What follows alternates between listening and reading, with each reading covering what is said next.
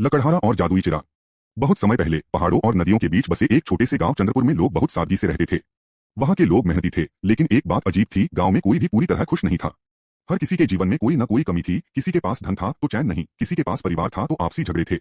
उसी गांव में एक गरीब लकड़हारा रहता था, रामू। रामू का जीवन बहुत कठिन था। रोज सुबह जंगल जाता, लकड़ी काटता और शाम को बाजार में बेचकर मुश्किल से अपना पेट पालता। लेकिन उसकी एक खास बात थी, वह हमेशा सच बोलता था और ईमानदारी से जीता था। एक दिन की बात है, जब रामू जंगल में लकड़ी काट रहा था, तभी उसे एक पुराना चमकता हुआ चिराग मिला। वह चिराग किसी साधारण वस्तु जैसा नहीं था, उससे हल्की सी रोशनी निकल रही थी। रामू ने सोचा, शायद यह किसी का खोया हुआ सामान है, मुझे इसे गांव के मुखिया के पास ले जाना चाहिए। जैसे ही उसने चिराग उठाया, अचानक एक मधुर आवाज गूंजी, रामू, मैं इस चिराग की आत्मा हूँ। मैं तुम्हें 3 इच्छाएं पूरी करने का वरदान देती हूँ। रामू चौंक गया, लेकिन फिर शांत होकर बोला, मुझे कुछ नहीं चाहिए, अगर यह सच में किसी का है तो मुझे उसे लौटाना चाहिए। आत्मा मुस्कुराई, तुम बहुत अलग हो। अधिकांश लोग यहाँ धन, महल और शक्ति मांगते, तुमने कुछ भी नहीं मांगा। रामू ने कहा, मुझे केवल इतना चाहिए कि मैं अपने मेहनत के दम पर जी सकूं और किसी का हक न छीनूं।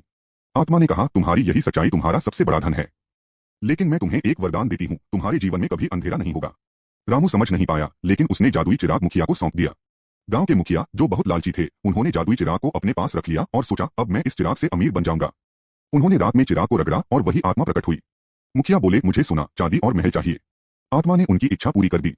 देखते ही देखते मुखिया के घर में धन का अंबार लग गया। लेकिन कुछ ही दिनों में उनके घर में झगड़े शुरू हो गए। उनके बेटे आपस में लड़ने लगे, रिश्ते टूटने लगे और मन अशांत हो गया। मुखिया ने दूसरी इच्छा मांगी, मुझे शक्ति और राज चाहिए। अब वह पूरे इलाके का शासक बन गया। लेकिन अब लोग उससे नफरत करने लगे। उसका कोई अपना नहीं बचा।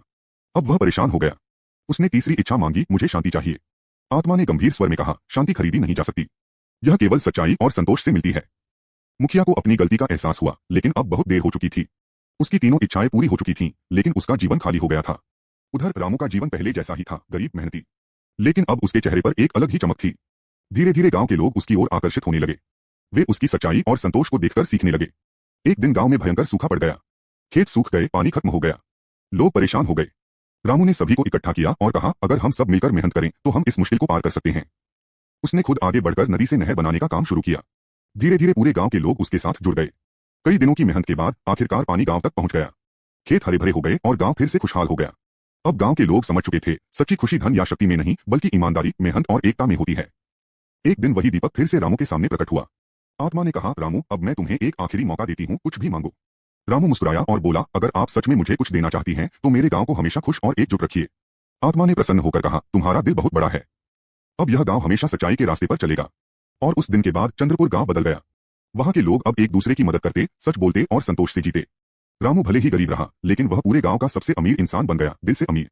सीख, सच्चाई और संतोष ही जीवन का असली धन है।